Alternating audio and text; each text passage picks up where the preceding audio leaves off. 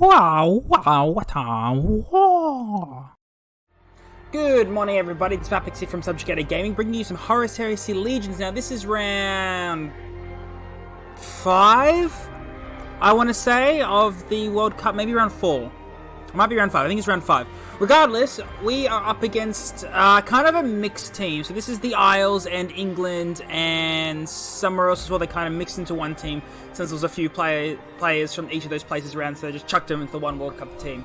So we have, our opponent is Coalstorm today, and we got some games for you. So he was on Corax, Nassau, and the Lion. So I was like, okay, there's some options there of what I could do, what I couldn't do, and I decided that I would open Khan, because I figure against Nassau, 30 health, we're fast. Against Corax, he's got stealth, but we don't really care overly much because we're fast. And against the Lion, the main thing we'll worry about is 40 health, and they can drop some pretty beefy frontliners. So I did tech my decks a little bit in case of these matchups, but not too much. Regardless, let's get into the first match. So the first match, he kind of opens the Lion, which, to be honest, is the best bet for him because it was the best option overall against all of my decks. We open pretty well, though, here. We are going second in the mirror, that's fine, in the initiative mirror, but that's fine. He's medium, right? Yeah, so both medium. We open pretty well. We got Bronze, we got Veterans, and we have some draw power. So feeling okay here. We draw the Allen Void Engagement, which is pretty nice. We abandon supplies as you do turn 1, because don't forget, Void Engagement is as good turn 1 as it is turn 8. You get the swings off. Eventually, if the game would like to do it. We get double ping face, which is really nice. Good pings for us so far. I was like, okay, I'll take the nice pings because they happen and it's fine. Next up, he just draws. That's fine. We go to me. We land the 3 energy Wondrous Veterans because I would prefer to keep the 1 energy to stack the board with more stuff later on. Now, unfortunately, here first ping goes there. I was like, yeah, okay, that happens. You know, it's never 4 health, it's always 3. And the second ping goes there. I was like, well, I guess that's karma from both pings hitting him last turn. I was like, okay, whatever. His best move is obviously to swing at it so it doesn't get bigger, which he does. Takes out the 4 damage, which feels good.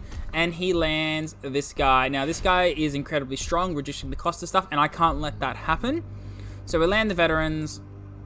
I'm pretty sure, yeah, I just swing at it twice. We get lucky with the ping there, but it didn't really matter since we had the counterattack. But we get lucky, so I'll take the luck, right? We'll keep our counterattack for later on. Second ping hits us. We've got a 4-4 in field, feeling good. And we decide that we don't need the heals right now, prefer to be fast. We get the Melg here in anticipation because there is a 4-5 frontliner and a 3-3 frontliner that heals. Both of them heals with their quests, so having Melgator can get rid of both, either or, is very strong for us. And then we engage him because we got the 1 extra energy and hit, which is nice. Inner Sanctum is pretty good for us. Now, he lands this here, and I don't care about this too much. So what we decided to do here is we swing face before dealing with this at all, just to see what happens. I was tossing up between swinging this at it and keeping Melg for a frontliner and just dropping like Bronze here, but I was afraid of him having Melg. So what I end up doing here is swinging everything face, playing Melg to bounce it to hand, so he just doesn't have anything on field. Like, he's on 13 here, right?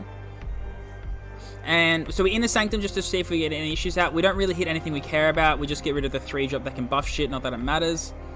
And we Void Engagement to see if we can hit. So we're in a pretty decent spot here. Armor of Mars is a whatever card to draw here. The fact is that we hit for the 2 damage. And now he either has to spend his entire turn dealing with my board, or we'll see how he goes, right? So he deals with that with the big guy, and that's fine by me. Now here we top deck a Speeder, and I'm like, is that lethal? And sure enough, even without that ping face, since we got a good ping earlier on with the counterattack, we have enough damage to get lethal with that top deck there. So if we didn't get that top deck there, it would have been smacking face a couple times, fire alphaing for the heals, and hoping for the best, you know? We're pinging for the 1. Man, this is taking forever to show the moves, which is interesting. Usually it just does it pretty quick. But we show him that the strike and fade, so he knows that we didn't need the random Khan ping for us to beat him then, which was nice for us. So that's game 1, and we're feeling pretty good. Khan's done. We aggroed him down. And let's get on to game 2. Game 2, I decided to play Ahriman, knowing that it's easier to tech against Ahriman than it is against Alpharius, knowing you are versing Ahriman, because you can just put in all the vehicle hate. So we decided to play Ahriman, and he's back on the line, which is totally fine. This is probably a good choice for him again, because Corax might struggle, and Nassau is kind of weird because we play big troops that we kind of just want him to deal with. We open this hand's pretty good, except for Edict doesn't really help us here because his ability draws him troops, so his hand's just going to be full of troops. And we get protected here, which is kind of okay. That was for the Korax matchup, just in case we hit it. Regardless, he gets to go first again in initiative mirror. I was like, okay, whatever. Happens. We got nothing to do on our turn 1, which is unfortunate, but that's okay. We'll live. We decide that we have to play defensive because we can't afford to start attacking him in case he places some big stuff early. Regardless, he draws up again. Goes to our turn. We have supply lines here. Now we're hoping for Mortar Carrier, because Mortar Carrier is definitely the best one to get here. And we're lucky because we get it. I was feeling pretty good at that. We go to him. Now he drops the reduced cost again. And I was considering just playing Mortar Carrier and swinging at it and hoping for the 50-50. But that is way too dangerous to rely on a 50-50. So after sitting here for a while, I decided to Ash and Blow it just to get off board, which seems a bit of a waste. You know, he could play something big later that's really bad. But just by landing this here, it puts us really far ahead having this on field so early that his entire next turn would have to be to deal with it, and in which case we can land protected on an empty board. He chucks down his 4-5 here, and I'm like, okay. A little bit annoying, but I'll deal with it. Best card for him to play in the early game. What I decided to do here is swing at it with my Warlord, so it's at 3 health. Now, I could do other stuff here, but I was like, I'll just play Ore. If the random 3 damage hits, it's cool. If not, I'll deal with it next turn, right? We get lucky, and the 3 damage does hit it. If it hadn't hit it, it would have been a little bit harder for us to deal with, but it's kind of fine. He cracked his grenades here, and that's fair enough. I reckon that would have been a top deck, otherwise he would have dealt with it last turn, I believe. So that's fine. And he lands his Ram card. Now, I don't really care about this Ram card at the moment. I just know that if I don't deal with it, he can drop Deathwing Protocol. Not Deathwing Protocol, the one that, this guy, Deathwing Companies, a turn early. Fortunately enough, we get it off our patterns, so that was kind of good. I really should have swung there to kill it. I don't know why I didn't. I either misclicked or I just dumbed. Regardless, we're kind of okay. We've got the kind attack for it. We've got the Astral Warfare. We've got the Anchro. Here he does something weird. He swings at there. I reckon it would have been much better for him to just land the Deathwing.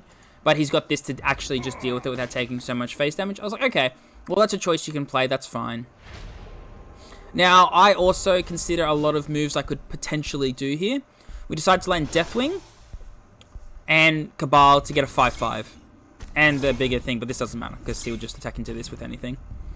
I think, yeah, okay, I give this kind of attack, knowing that I'm going to be able to Doombringer Astral Warfare next turn, which should clear his entire field. You think lower average is 3 damage, plus this is 2, so 5 to board is very doable. He lands his own Deathwing, I'm like, okay, that's fine. Let's see how we deal with this. I think we start with Astral Warfare here. Yep, we go Astral Warfare. What do we hit for? We hit for a 2-4-3. The 2 on here sucked. I needed a 3+. So anyways, we land the Doombringer. We swing this here. I think, yeah, we take the face damage knowing that we can push damage here with something big and something big. His entire turn next turn, worst case scenario for us, is him swinging here and using his kill spell here, and he's got 2 energy left. We have the Anchro in hand to push for a little bit of damage, so I'm feeling kind of safe. Unfortunately for him, he doesn't have it, or he does, and he decides to play Prisoner Custody here, so it can't attack until it takes damage, and get a troop on foot. Ballsy play, but it was fair enough, because basically there was only 1 card in my deck that could deal damage to this thing, and unfortunately for him, I did have it in hand, and that gives me lethal. So, yeah, I mean, like, we could have been turning 2 damage, but yeah, regardless, yeah. So that was game 2. Currently, I'm 2 up, feeling pretty good, but now he knows I have to play Alpharius, so let's get into game 3. So game 3 here, he ends up playing Korax, and I was like, okay, that's fair enough. He must think that the stuns don't help as much against stealth, and I was like, yeah, that's fair enough. He could get around me, and I'll say this now, I get unlucky, but also lucky in this matchup, and I'll explain why at the end. So yeah, he abandoned supplies, right? And that's what he did. Yep, abandoned supplies, attacks me, that's fine. We activate Alpha Legion. We activate Alpharius. Heal the 5, get thing, use our ability. Get Shadow Warden. So I was like, okay, that's pretty decent for us, but he's got a card that just kills it for 5. So I was like, yeah. Means he has to use it, but whatever. He does land the Dewback here, and I'm like, okay. I'm not actually too worried about it because it's just going to fill his hand for us because Harrowing is better. But I was still kind of worried because, you know, it's still free card draw for him from stuff from our deck that I'm not expecting. It's random, so... Regardless here, we man bridge up the Asteroid Belt. We use our counterattack to play it. Now, using my counterattack might have been a good idea, might not have been, but I was like, it still gets me to the Harrowing a turn early. So let's go. And of course, he went first in the matchup, being high initiative. I'm okay with him getting that one piece of extra value off the dewback because of the hand size. Like, his hand size being bigger is good for us when we get to the harrowing. He shoots us for 2, swings at us, leaves the dewback to generate a card. That's fine. We draw a Ghost Legionary here, which is really good for us because we land it. We play the squad to draw both people, which means this gets bigger. We draw into the instrument, which is quite nice for us. And we take out his thing. Now, what I'm thinking here is his best play is just to swing both of these into here, which is good for me. He'll take 4 damage and lose a troop. Now, this is one of the things he dewbacked, which I was like, well, fuck. Like, straight up fuck. That's really bad for me. That's so good to, like, play into more of his own stealth stuff. Best card he could have got, basically. And I was like, okay, let me deal with that then. I think about it a while, and I'm like, okay, let me just play bait. So I play the Ghost Legionary. We do Leticio. We get Barge. I was like, okay, that's pretty good. And we get Thunderhawk too, which is nice to kill it and stun the adjacent later on. We use our ability and we get the jet bikes, and that changes my plan completely. I'm super happy now. He can take this out and we can swing jet bikes at it to get rid of it next turn. He's also at handcap, so he's bleeding cards. As you would, you swing the sneak attack at the big boy. He lands mortars here, and I was like, ooh, that's not good. I was like, that's really not good for us. But hopefully we can deal with it, right? What do I do here? Okay, yeah, so we do jet bikes here. Yep. And then I think we stun him with Alpha Null. Yep. That way he can't use this to do stuff, and he has to now deal with this some other way. Which he, you know, he's probably got a lot of cards in hand to be able to do so, like his own one, for example. But we're making him do it. And of course, yep, he plays his own sneak attack bike. Swings at it, gets rid of it. That's fine and dandy.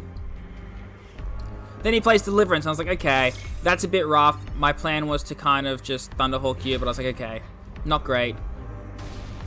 Desolate Ground's kind of dead here, but that's okay. We play Barge, we get the 3 troops off, it makes it harder for him to get through to us. We do get 1 Ongrid, I'm like, okay, worst case scenario, that's going to bait a inescapable cell, right? So that's fine. We land the Sleeper Operatives to get some chip damage in, knowing we're going to be able to stun shit soon, so that feels good. He plays his Cell for 1, that's what I imagine he got turn 1 off his Abandoned Supplies. Now, I was expecting him to just get Stealth here, but he goes about it a different way, and that's fine. And of course here, I'm really, really hoping to draw the Harrowing. I haven't got it yet. We're down to halfway. We've got 2, obviously. His other dewbacked card was our Stun, which is very bad for us. He gets the stun in, and he's like, oh, he's expecting the Harrowing. That's why he swung there, which is a good play. I would do the same thing, expecting it to die. Because really, I should have the Harrowing here. That's exactly what I should have. Now, he's got heaps of cards in hand, but I'm worried about him just playing the card to get rid of this, so I don't end up playing Headhunters here. In almost any other matchup, I would have, but knowing he can just trade it out and has stuff on field, I'm like, better not. We end up stunning him out, because I'm hoping to just draw into the Harrowing. And we leave the Sleeper Operative on field. Now here, this is what I mean by lucky but unlucky. We haven't drawn the Harrowing yet. We just haven't. We haven't got it, right? But us doing what we're doing is making him think we're just baiting him into playing more troops. He's got a full hand. There's not a single card in his deck. Next is a 9-8, which is the strongest card in his deck. If he plays it here, he's got 8 cards in hand still. So what he's thinking here, which is why it's lucky, is that if he drops any one big card, it's just going to die to the Harrowing next turn because I'm baiting him. Little did he know that I wasn't baiting him, I just didn't have the card. But, you know, he plays up the sneak attack, that's fine. And he plays down Moras, which is fine by me. Like, I'm going to take a little bit of damage here, which is annoying. But we did get Exodus off our Secret Identity, so that's kind of lucky for us. Knowing that he can probably just get rid of it easy. So we have a lot of options here. We decided to play Secret Identity ourselves for the Stealth. I've decided, okay, so knowing that he can probably get rid of Stealth, this isn't enough for me to just sit here. If I had Harrowing, again, definitely would have played it. We charge it up. We use the instrument over here, because we want to stun this. We don't want to give it us giving a sentence to. It also chips him down a little bit, because we know we can just shoot for 10. We also then decide to get rid of the 4-2. And my plan is for him to swing here and stun this. But there's also a multitude of things that could happen. If he plays the anti-stealth card, he swings it here, he swings his face, they're both on 1 health, right? And I was like, okay, that's fine, I'll live with that. He gives me sentence 2 here, so I'm glad I stunned that as I did. Again, he does the good play. He leaves all of his troops on 1 health while dealing a buttload of damage to me. Finally gets rid of the sleeper operative, which is 3 extra damage there, which hurts. And gets the 7 in there. So now we're down to 9. And we're like, oof, comboing from hand in any regard here is going to absolutely kill me. We top deck Void Engagement. I'm like, okay, we need the harrowing. I was like, my only way out of this is harrowing. We play it, and finally we see the harrowing. And it's only going to hit for 6, but that's enough. That is enough. My entire thing is now, he's either got 9 damage in hand, so his second Whom the Bell Tolls, which he could potentially have, and a couple of combos, or I win. Because he's already played Deliverance, no way for him to get stealth here. He could stun me, but I don't think there's anything native in his deck to stun me. Most heal cards would only get him to 10 or 9. And unfortunately, he doesn't have it, knowing that we can just shoot him next turn. And that's a 3-0 victory for me, which I felt really good about. I felt so happy to get that because we're about middle of our bracket right now. It looks like in the bracket that we are winning. We're at 60 points and the second place team is at 54. But the team that's at 54 points so far before this round started already had a bye. So they've played 3 rounds while we had played 4. So after giving everybody a little above average points, we're currently sitting tied 4th, I think it is. But it's all very close in the middle there, so as long as we can pick it up in these last 2 matches, we'll hit top 4 and we'll go into elimination brackets and things will change there a lot. But as it is, we're fine. I'm really enjoying my games. It may seem like I'm winning a lot for my team to only be mid-bracket. I think I've done 2 3-0s and 3 2-1s my way, so I haven't lost a round, I think, which is very good for me. But my teammates haven't been doing it, which may seem bad, but my teammates have been hitting the really tough matches. Like, it's like, oh, we'll just verse this consistent top 50 player. We'll verse this other consistent top 50 player. And I'm just like, okay, well, I will verse these once every now and again top 50 players, you know? Which, I'm not saying they're bad, but I'm saying in terms of my teammates losing their game sometimes, it's not me carrying and them not. Had I versed the players that they were versing, I might not have done as well as I am now. Regardless, guys, thank you very much for watching, and I'll see you in the next round. Oh, wow.